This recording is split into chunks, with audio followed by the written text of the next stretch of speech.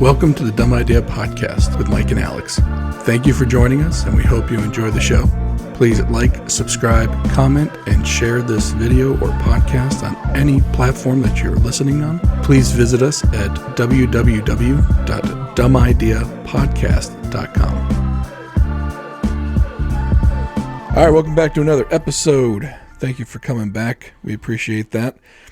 If you could do us a favor, please share this podcast with a friend. I'd like to get a few more listeners on the show.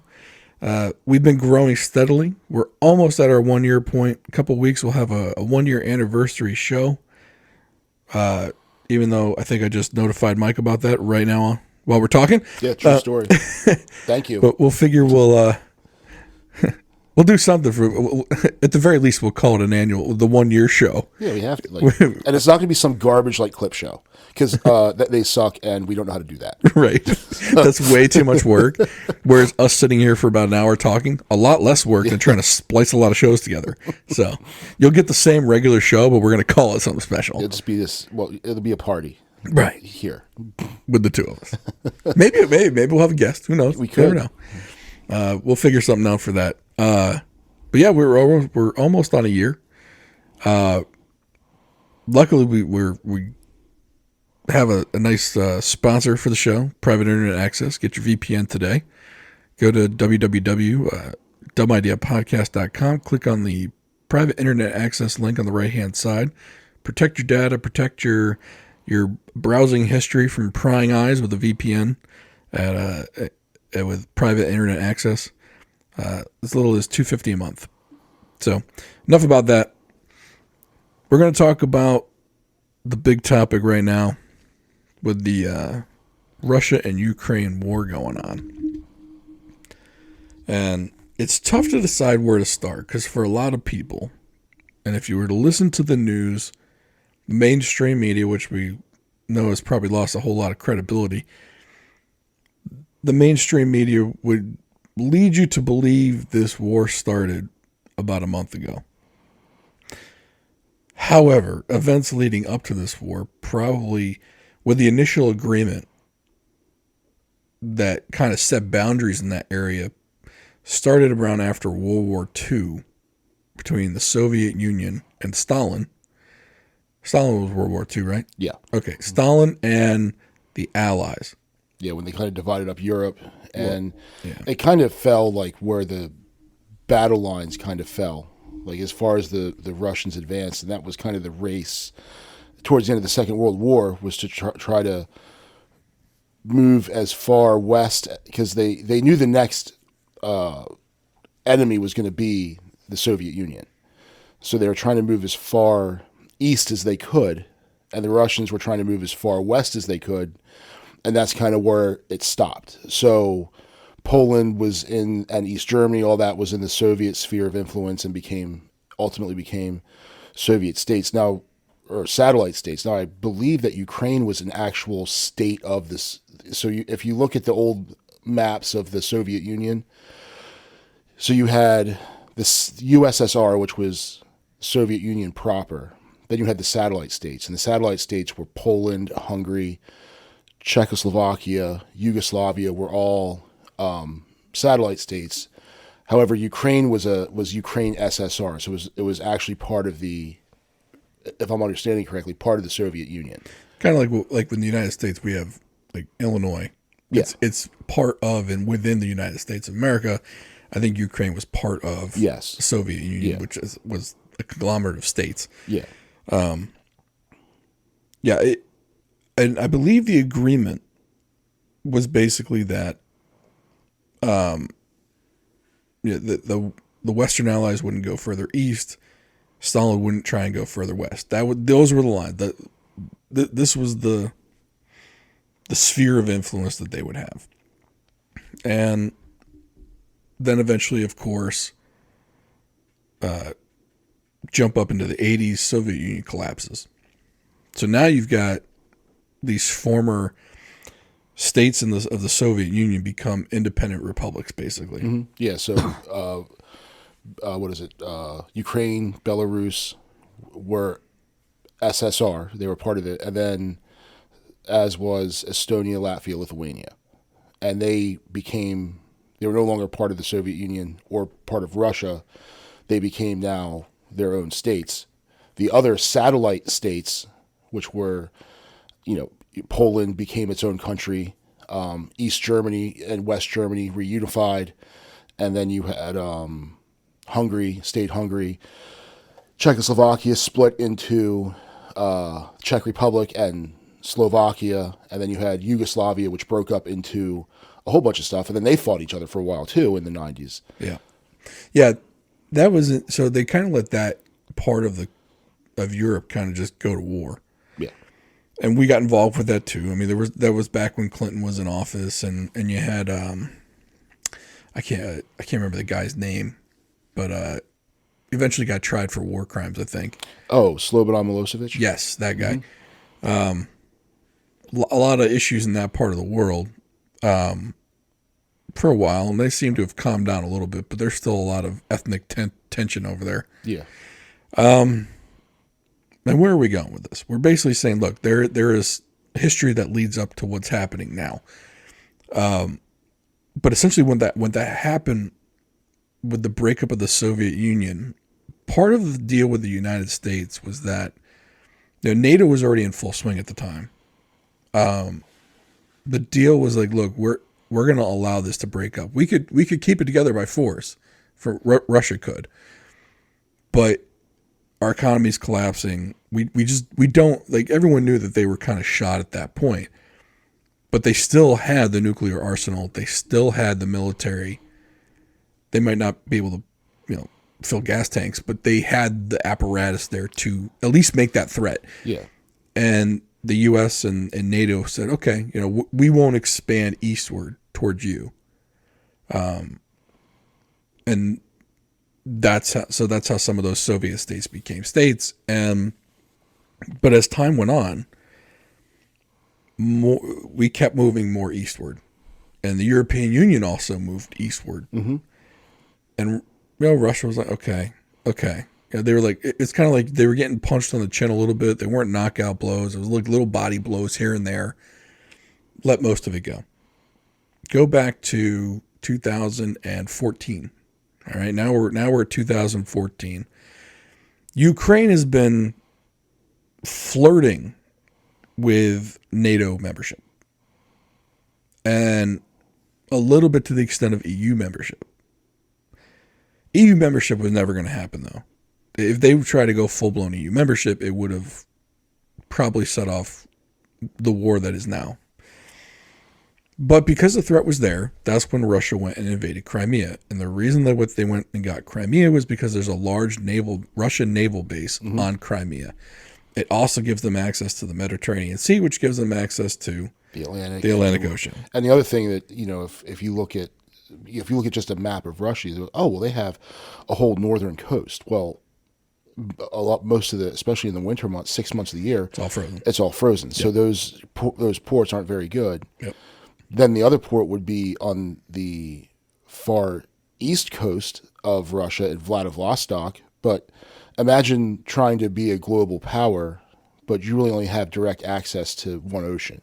Well, and don't forget, a lot of their population is in the western part of that country. Yes. It's not over by China and Japan. No. I mean, Russia's huge, right? And one thing people don't forget is in World War I and World War II, Russia lost a lot of childbearing men. Mm-hmm. Not childbearing. Men can't bear children. But men that can produce some children. Yeah. A lot of them got whacked off in the wars. Mm-hmm. Like a lot. Millions. Yeah. And then let's not forget Stalin's purges and Lenin's purges and killing people left and right. And then you had the Bolshevik Revolution in there, and they weren't exactly nice to one another during that time. Yeah. So whereas you had China was growing their population because one could say because of those two wars, Russia didn't have the population growth that they needed to sustain such a large country. That was one of their issues. So when NATO was moving eastward toward their border, to them that was a break of the agreement that they had made with Russia. Like, hey, you made this agreement, and you're flirting with it, and for the most part, Europe was like, well, they get a lot of their oil supplies from Russia through Ukraine, and so there was that kind of battle going on there. Plus, Ukraine has some natural gas deposits that are very valuable. I think Hunter Biden knows a thing or two about those. So yeah, Maybe. they're so well, now we're at 2014. We're talking about the Crimea invasion. Russia essentially secures their naval base in Crimea, assuring that they have access to the Pacific or the Atlantic Ocean. And what wasn't really said was like they only went to Crimea and stopped. They didn't do anything else. Well, little did a lot of people know, they kind of went into the eastern part of Ukraine. Yeah, there are two eastern, I guess, states or regions of Ukraine that would be ethnically Russian. Yep. More so than Ukrainian. But I think, and that's when, we probably remember when the Singapore Airlines, that 777 got shot down over, it got shot down with a BUK surface-to-air missile. And the Russians were like, oh, it wasn't us. It was, come on, guy. Like, it's not some guy, that aircraft was at 39,000 feet. It's not something that like someone with a Stinger can launch off of his shoulder. Like right. That system, like there's three vehicles that go with it. It's the launch vehicle, and then there's a power unit, and then there's an actual command. Like they sit in a little booth, and that's how, like, with the radar dish. Like it's pretty complex. Like you couldn't park one in your garage. No, it's like catch your kid with his hand in the cookie jar, and he's pulling the Shaggy defense. It wasn't me. And you're like, come on, dude, really? Come on, man. Yeah, I see you doing it. This isn't me. Yeah, I don't know what you're talking about. Yeah, me. No. But so, I love how we refer to that defense as the Shaggy defense. By the way, yeah, Maxine Waters did it. Right. That wasn't me. There's video of you. Nope, not me. So essentially, so now they got those two provinces. I'll call them provinces. They're basically states inside Ukraine. Yeah, one is Donetsk, and I forget what the other one's name is. Yeah, Lunetsk and Donetsk, but it's all part of the Donbass region. Yeah, that's dumb. I know that part. So now and then with those lines kind of set, and at this time you still have a president that favors Russia more than the West. But the guy's playing a balancing act. I believe his last name is Yanukovych. Mm-hmm. He's trying to appease Russia because he's got a pipeline going through his country with Russian oil, and they're getting some cheap energy that way. Mm-hmm. But he's also trying to appease the West because there was the idea of opening up their economy. Well, apparently he was leaning too heavily toward Putin and Russia. The West didn't like it. And that's when you saw the Orange Revolution, which was also when I guess they also call it the Maidan Revolution, or they call it the Maidan coup. But there was a legit uprising of people though with the Orange Revolution that they wanted the more Western lifestyle, and there was a civilian rising against that government. And I believe in the beginning they just wanted new elections. Mm-hmm.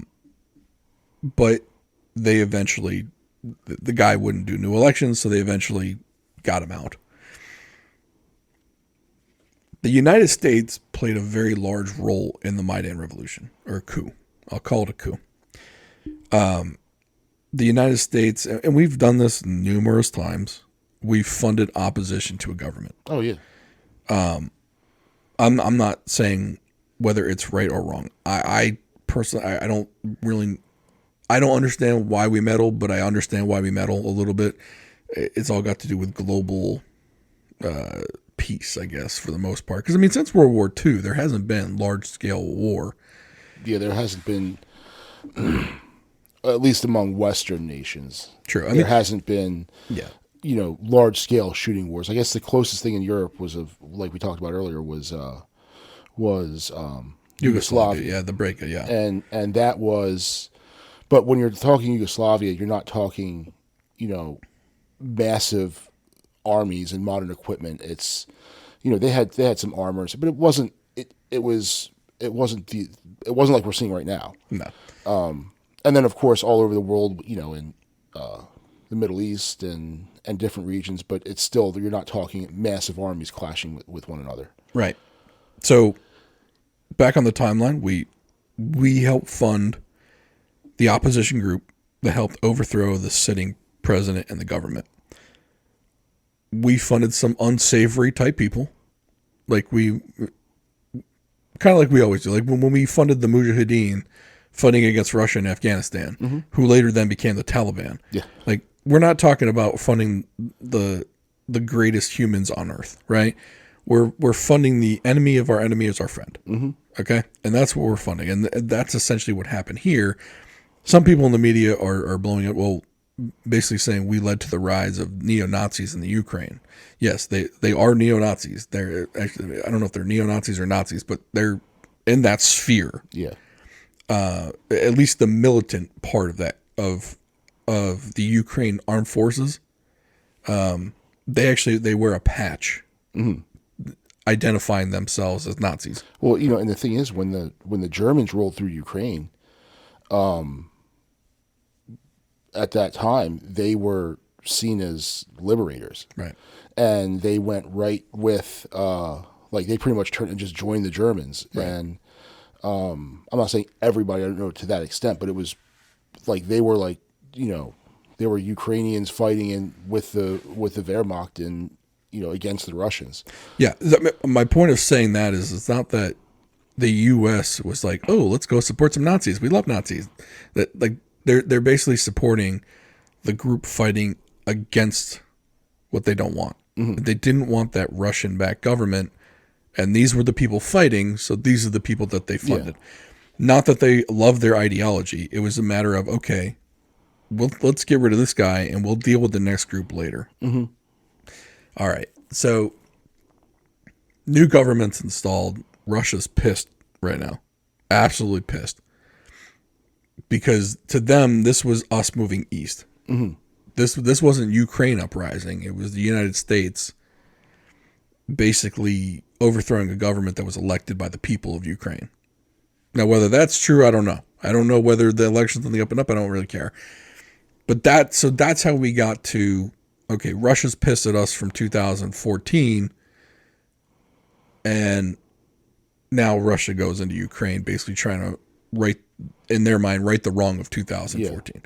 Yeah.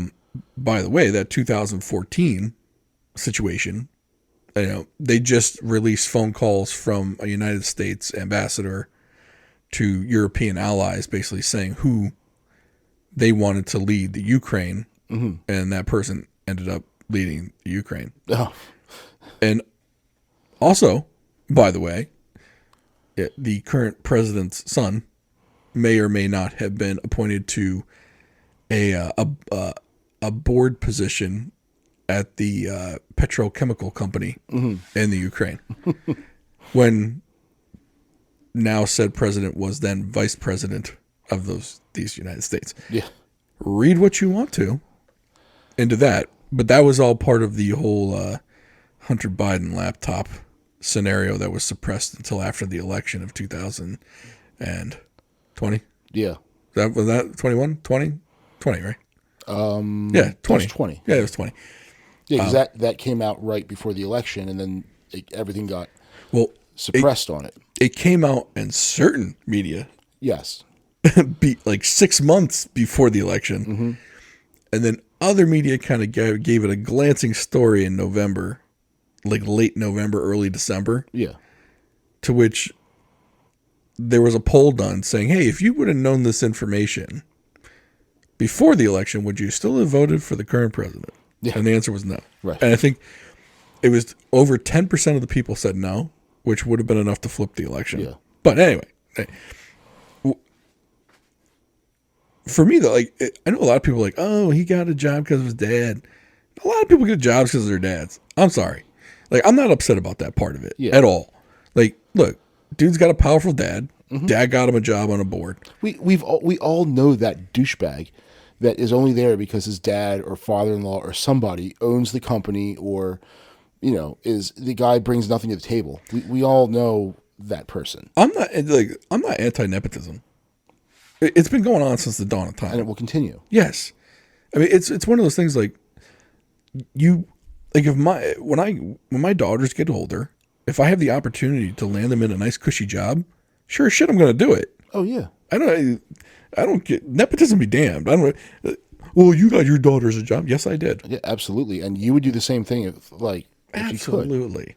So I don't begrudge, and that's why I thought it was funny. Like when they're trying to hide it, don't hide it. Like every parent on this planet knows exactly why you did it. Yeah. And they don't begrudge you one bit. Some might be pissed that you didn't help out their kid too, but they're not his kid. Right. You can only help out so many. You help out your kid and people you know and love. But yeah, and so people want to make a big deal out of that. I really don't care. People want to make a big deal of his transgressions. I don't care about that either. No one's perfect in this world. Don't start cleaning out other people's closets unless you're willing to look into yours. Yeah. So, but it is an interesting point to say, hey, we funded a coup, and then we, maybe you shouldn't have put him in place there. Yeah. Put him in, go get him a seat on like the Amex board. You know what I mean? Like something safe. Right. Like no, everyone knows that happens, and no one really cares about. Well, that. and I think the big issue with Hunter Biden is then was he striking these deals, essentially just peddling his dad's name. Yeah. And then how involved in it was, because there's all this stuff about and that's the cut for the big man. Right. Yeah. Yeah. And that's where the problem comes in. Like, essentially, you're just, I'll be honest with you, I'm not upset with that either.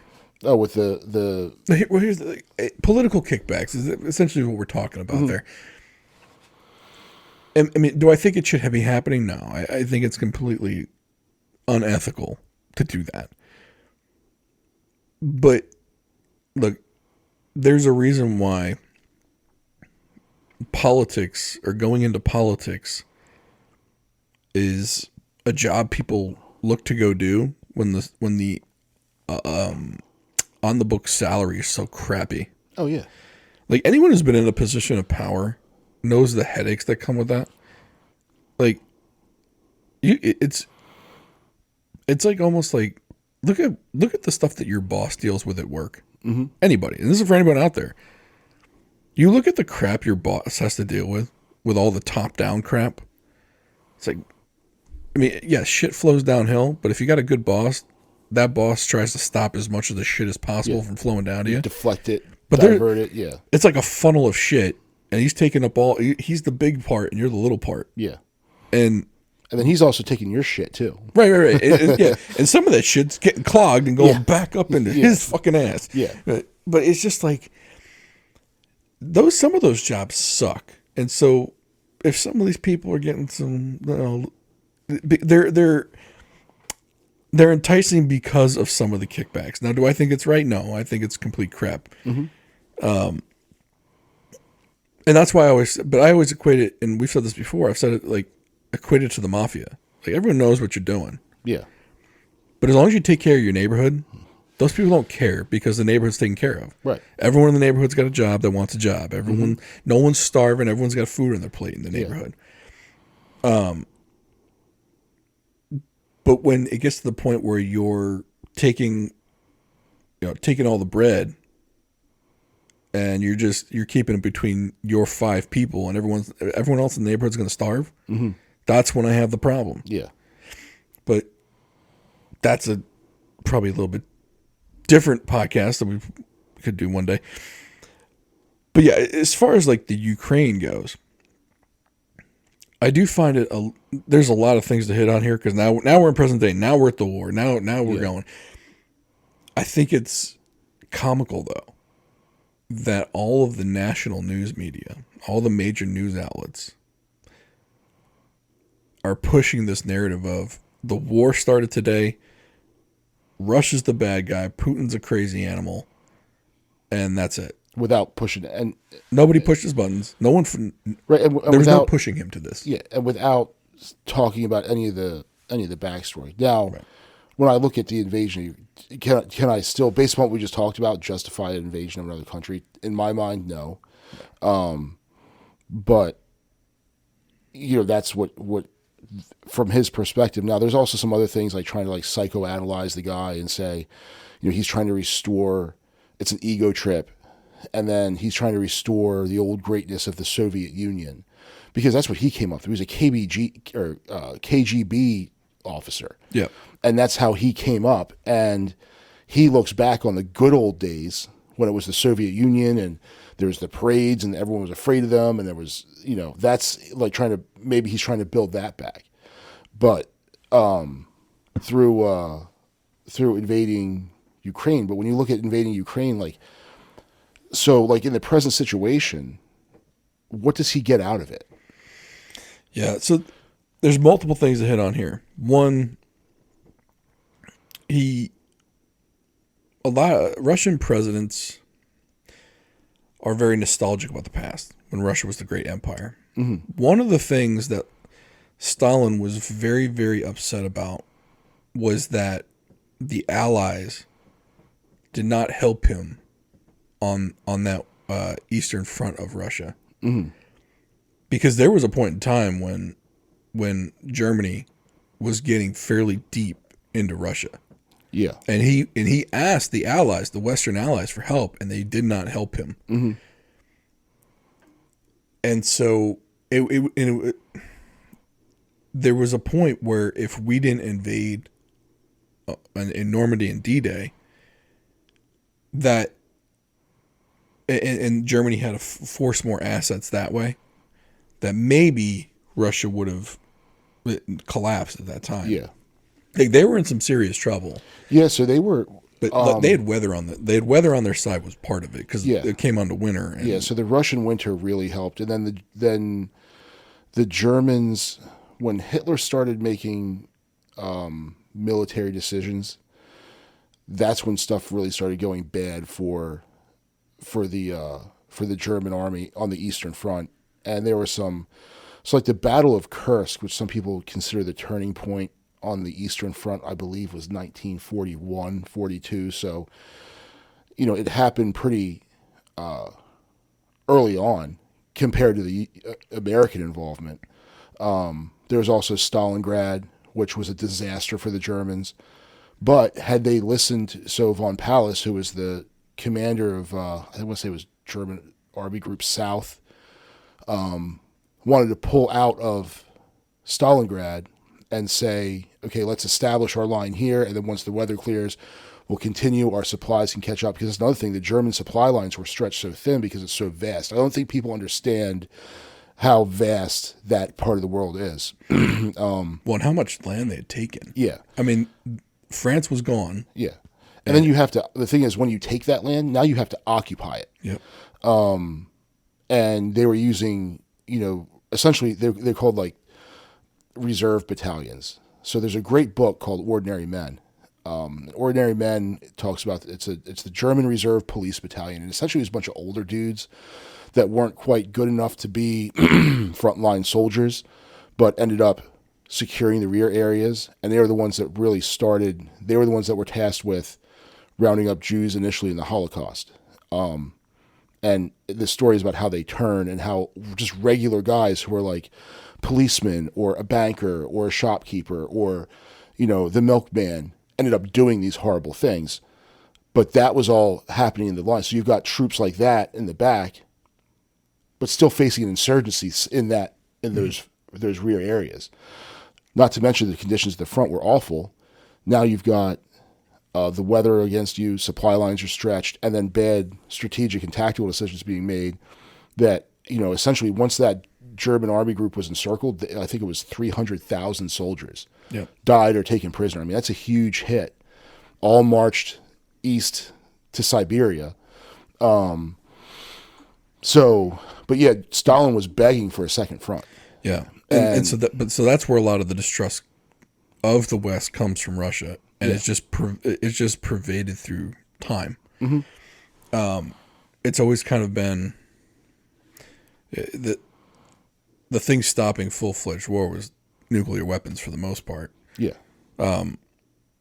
So with that history there, yeah. Now he's got a couple issues, and this was the other point I was going to hit on now. If Putin doesn't succeed in Ukraine, I think he does more damage to Russia than if he would have just let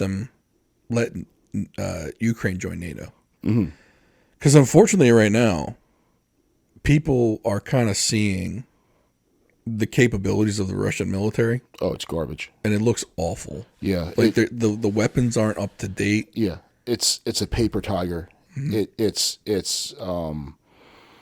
So, and I'm glad you mentioned, because I've been really looking at how they have been performing. I think a couple things came in. One, I think first of all, the Russian soldiers had been told it was a training mission.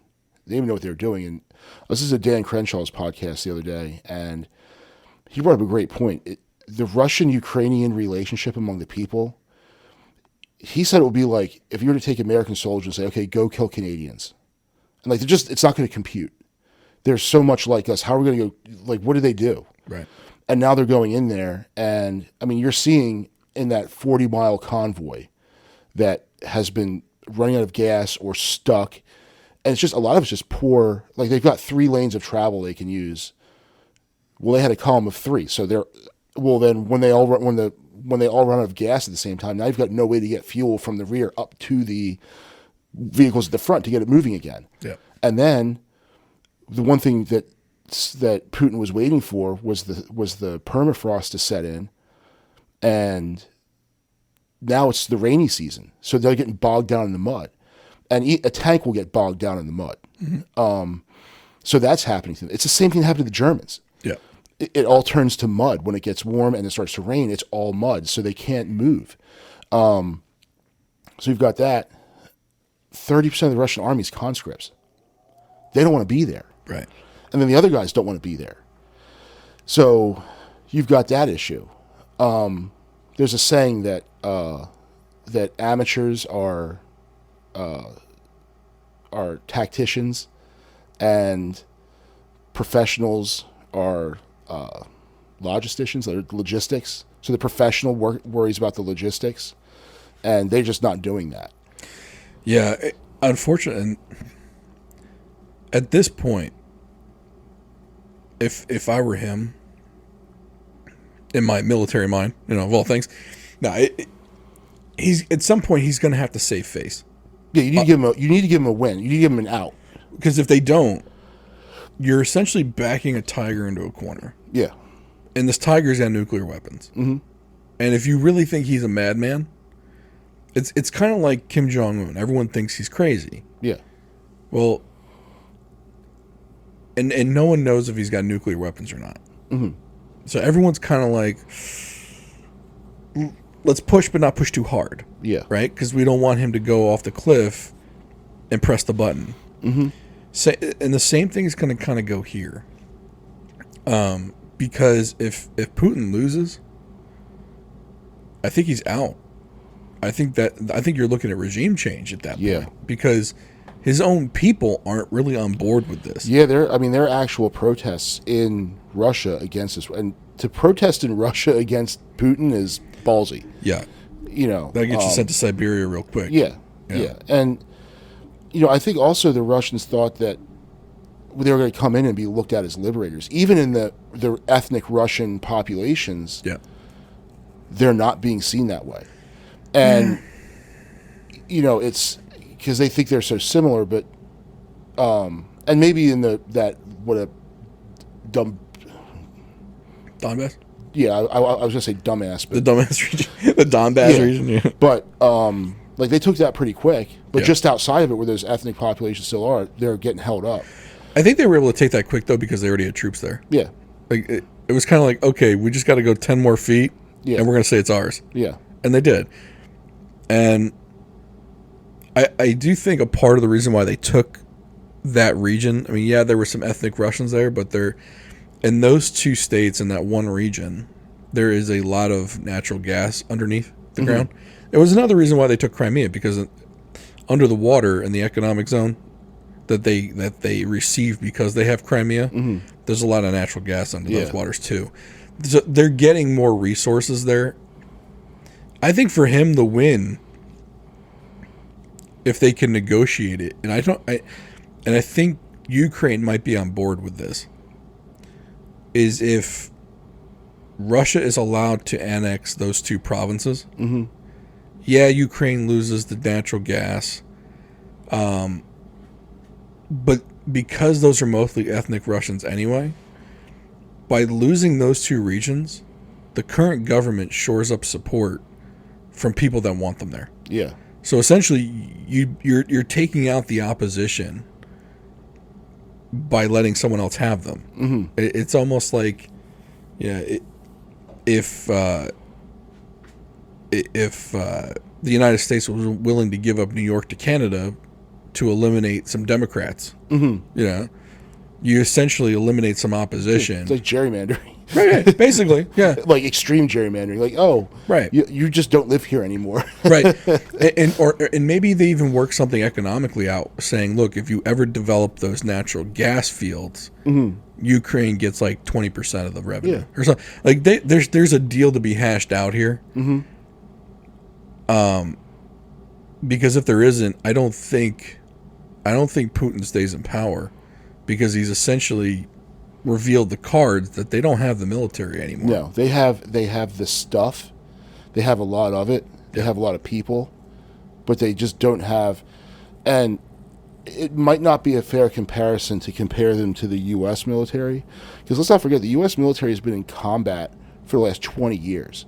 So even the senior officers and enlisted and senior NCOs, the 20-year guys, the career guys, all started in wartime. Yep. So they've all come through. Like the generals now were all second lieutenants and coming up through. So they've been nothing but combat commanders. The entire is geared towards combined arms warfare. The Russians have demonstrated that they can't do that. There's like no command and control between the Air Force, ground forces. I'm not sure what the Russian Navy's involvement has been in this so far, aside from the Snake Island story, but who knows how true all that was. Well, I think it's easy to take over an island when there's no Navy there. Right, and there's 13 guys on it. Yeah. But, that whole thing, and if you look at, so I listened to an interview.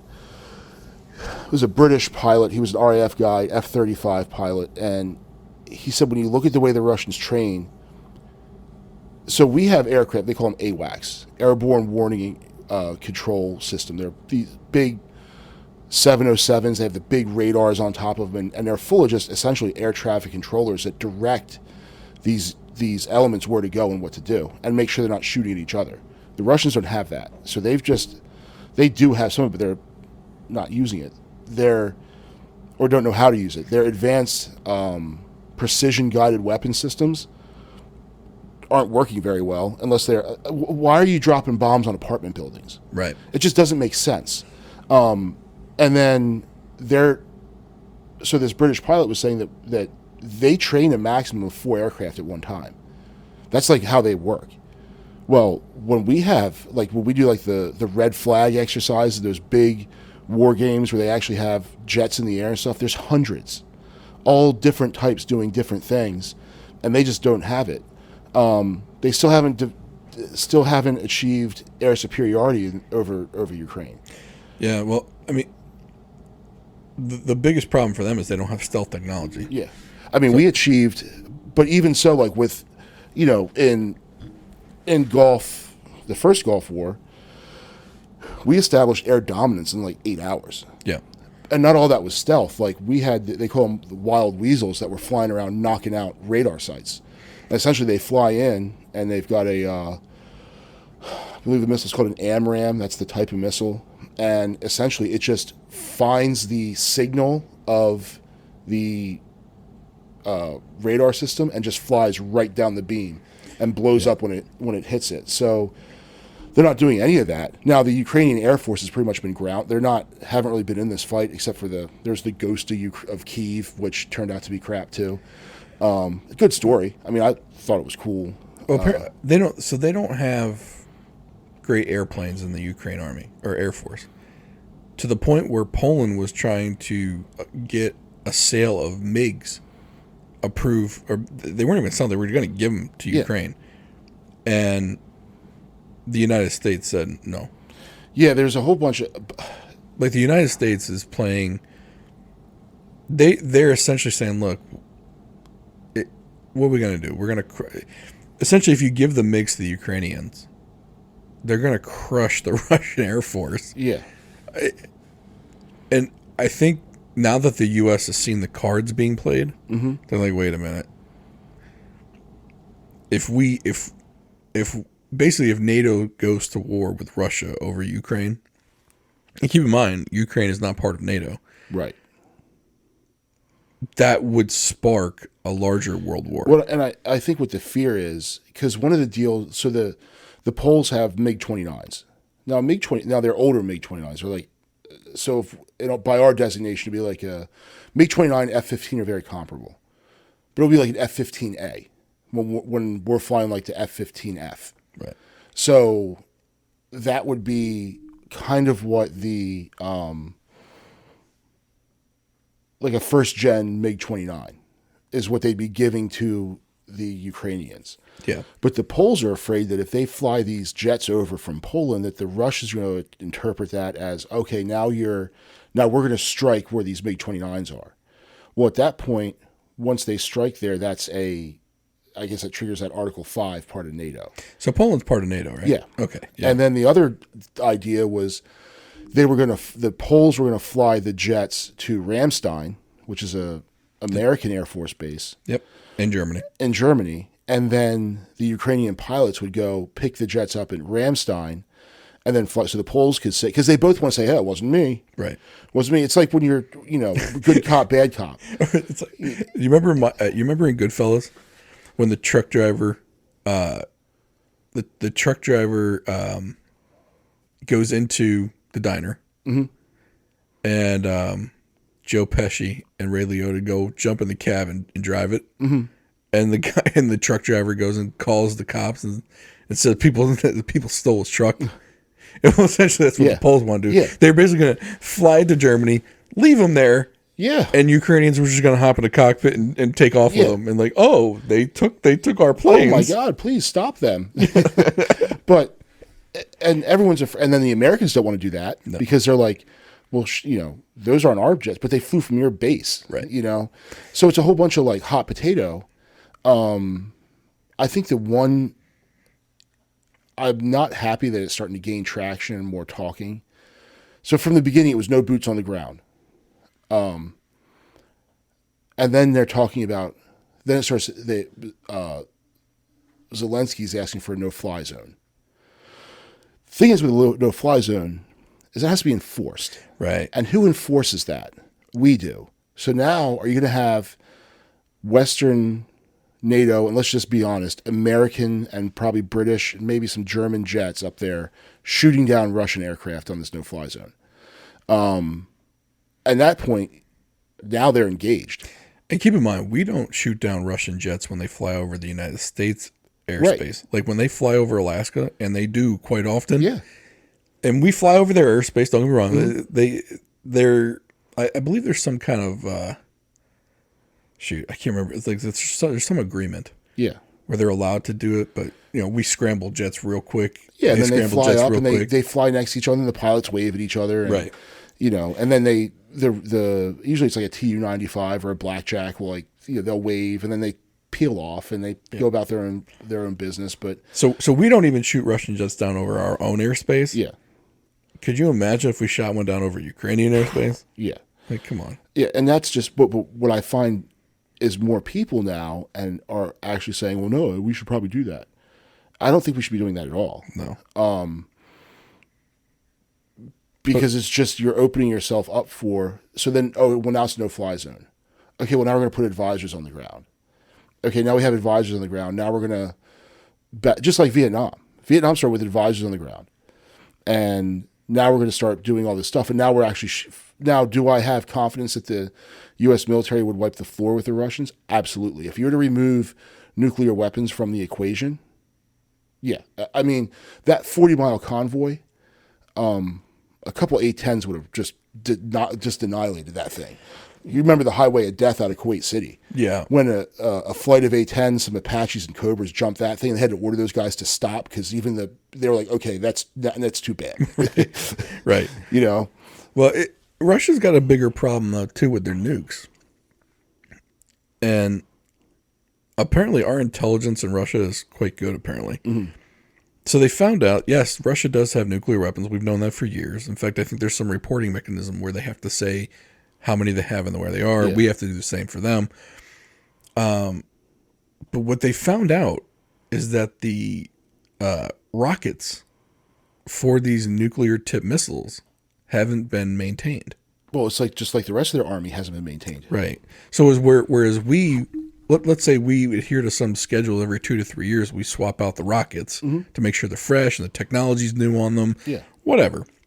The nuclear warhead is a nuclear warhead, but there's something that has to push it through the air. Yeah. It's still a spacecraft. Yes. Because it goes up into low orbit and then comes back down. Yeah. So, but I guess they were saying there's a very real possibility where if Russia ever were to push the red button, the nuclear bomb might blow up before it left the tube. Just in the silo. And they might end up basically bombing themselves with a nuclear weapon because of the rocket. The rocket would just explode and the bomb would go with it. Yeah. Well, if the rest of their military is any indication of how that stuff operates, then that wouldn't surprise me.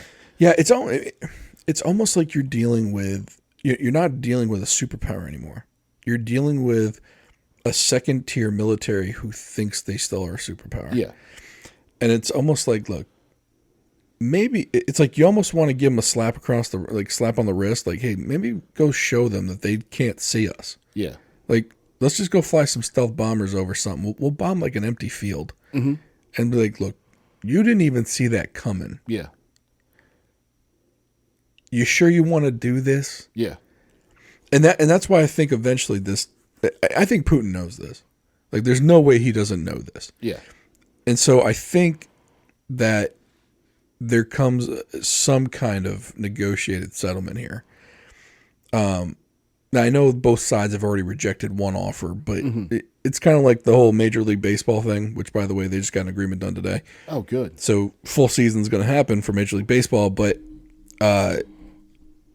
there's a lot of rhetoric on both sides in those 99 days. Mm-hmm. But at the end of the day, you come to an agreement and everyone's happy. Yeah. Or everyone's pissed off, and then you got a good deal because everyone's like, that was the old thing. If both sides walk away from the deal that's signed and everyone's pissed off, that's a good deal because not everyone got what they wanted. Right. But for him, and this really depends on his mindset. Is his mindset that he wants to stay in power? Is his mindset that he wants to show that Russia is a superpower? Well, he lost that one already. Yeah, because so you're either going to stay in power, or you're going to push the envelope and you're not going to be in power, or you're going to push the envelope, not be in power, and you're going to start a nuclear war. Yeah. Which of those options would you like? Right. And the thing is with him, like if you don't give him a way out, so he can save face, and then he stays there, the Ukrainian population has shown that they're more than willing to fight this guy. Yeah. And they're very similar to Poles that way. Yeah. There was a Vice news organization back before they got all crazy. They did an expose when they went into Poland. Mm-hmm. Those people will fight. Yeah. Like, they're ready to go. Yep. And it's unbelievable. Like, even like the farmer is like, guns ready. Let's go. Well, and the Ukrainians, like, they started arming everybody, and Ukrainian special forces are out there just effing up the Russian troops on the ground, knocking tanks out. I mean, I've seen some video from Ukrainian SF, and they've been training for this, and like, they're good, and they're putting a hurting on him. If you don't give him some way, what's his next option? A 50-year insurgency? Like, is that what he wants to eventually? Like, how? Because the thing is, there are still Russian mothers who have sons that are going and dying in this thing. And eventually, that's going to be too much for them to take. And how long are they going to be willing to sit there and just get chewed up and send your kid to go die in Ukraine for what? For Putin's ego? Like, that's only going to last so long as well. So, I think now a lot of Russians are asking that, though. Like, what are we doing? Yeah. And in Putin's mind, it's like, well, we have to maintain the power that we had in the past, and without doing this, we wouldn't be able to do that. And then everyone else is trying to say, you don't have the power. Yeah. You don't have the military anymore. You just don't. And either he didn't know what he was going to be up against, and he thought we would just let him take Ukraine, or he knew he had to only go so far, could stop when he got to where he needed to go, and negotiate a deal. Yeah, but he hasn't gotten there. No. And then he thinks that if he takes Kyiv, that this isn't Napoleonic war anymore. Taking the capital doesn't mean anything. Yeah. The government just moves someplace else. And then, they're surrounding cities and dropping bombs on civilian populations. It's like amateur hour here. Yeah. But the thing is, that's what he did in Chechnya too. Yep. But number one, nobody cared about Chechnya. And number two, it worked eventually. But it's still a thorn in his side. Beslan School was Chechen rebels. Yep. And they're still not happy there. But it worked there, just surrounding it, but that wasn't as sophisticated as an adversary as the Ukrainians are proving to be. Well, like you said, nobody cared about Chechnya. Yeah. I mean, call it what you want. I mean, don't know if it's because they were Muslims or if it's because of something else, but nobody cared about it. Well, and the thing is, it's everyone's all fired up, and you see all these, and the people with the "I stand with Ukraine" social media stuff. Get the hell out of here. No, they don't. And I think most of the time what comes out of her mouth is complete garbage. But Joy Reid actually brought up a good point. She said, "This has been going on in Yemen. No one cared. That's a big one. It's been going on in Chechnya. No one cared." She rattled off all these places, and then she said, "What's the These are white Christians, and those people aren't." And there's, to me, there's something to that. And granted, most of the time, if Joy Reid told me it was, the sky was blue, I'd look up to make sure. But she makes a good point here. No one cares about Yemen. I think there's another distinction, though. And don't get me wrong, she could be dead on, right? I think it's probably she's partially right. It could be. But the thing with Yemen is we're on the Saudi side, and the Saudi side is doing the atrocities. Yeah. Of course, we're not going to be upset with that, right? Right. Our boys are doing it. Yeah. There you go. Yeah. Brown versus Brown. Yeah. The Chechnya issue, though, was we were on the side of Chechnya. I mean, don't get me wrong. At that time, we're like, oh, Russians are awful. Look at what they're doing to Chechnya. But they weren't going to go fight for them. No, and they weren't going to give them any weapons or... No, but they made them seem like, yeah, oh, Russia's doing this awful thing to Chechnyans. Oh, no. And yeah, we went and helped Kuwait. But again, that was brown on brown. Mm-hmm.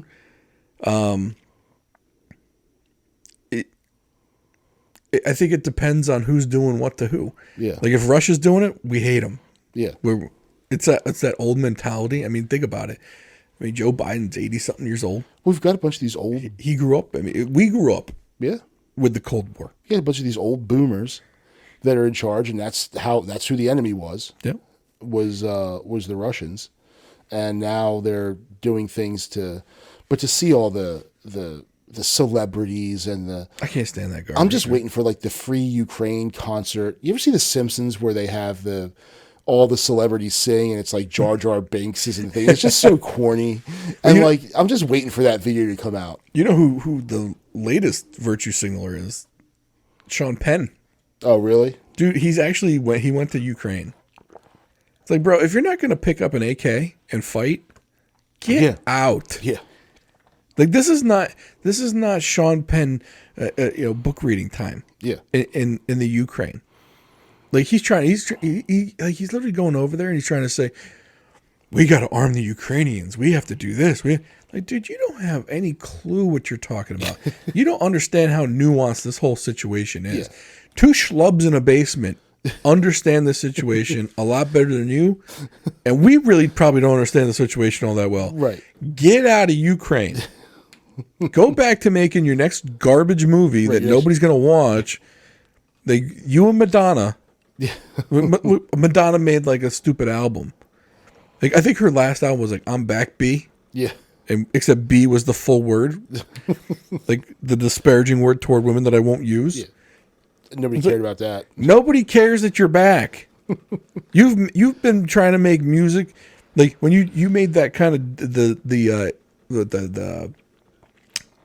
what's that thing, the emo, not the emo music, the electronic music.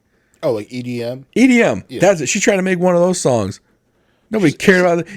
Even those kids on ecstasy and all those other drugs, they didn't want you at their party either. Right. It's like, stop with these celebrities trying to, like, oh, we should be concerned about this. No one cares about what you're concerned about. Millionaire, go back to, because the second you leave Ukraine, Sean Penn, you're going to some villa somewhere. Yeah. And you're going to go live it up. Right. You don't give a crap about those people either. No, just trying to get yourself some free FaceTime. Ugh. So these celebrities drive me nuts, man. It's like any of, like, it was kind of like when I forgot which controversy LeBron was talking about. I think it was the whole when Ibrahim what is that soccer player's name? Zlatan Ibrahimovic, mm-hmm.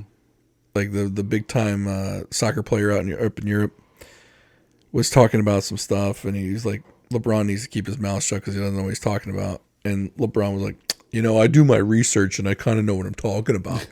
Like, bros, if you were the one telling Daryl Morey he didn't know what he was talking about when he was slamming the Chinese treatment of Uyghurs, but yeah, dude, you do your research. How about this? And everyone's like, well, if it was something you cared about, you wouldn't say shut up and dribble.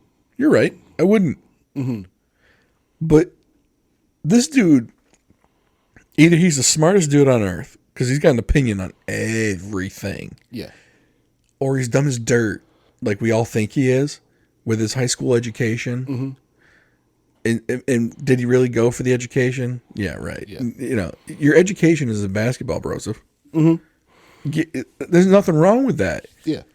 I'm not saying you shouldn't talk about anything, but dude, you talk about everything like you're an expert. Do your basketball thing and have your opinions and stuff. I think the difference is where people get frustrated with the athletes and their opinions is that they have such influence and they just talk out of their butt, and everyone's like, "Oh, LeBron said." I mean, if LeBron, like, I don't know what LeBron knows about, but if LeBron came and said, "Hey, man, you really need to invest in this," like, who are you? Like, what do you know about? Like, if LeBron walked onto the flight deck of your jet and said, "Hey, I think you should do this," like, get the hell out of here! Like, what are you talking about? Right, go sit in first class and drink your champagne. Yeah, shut up.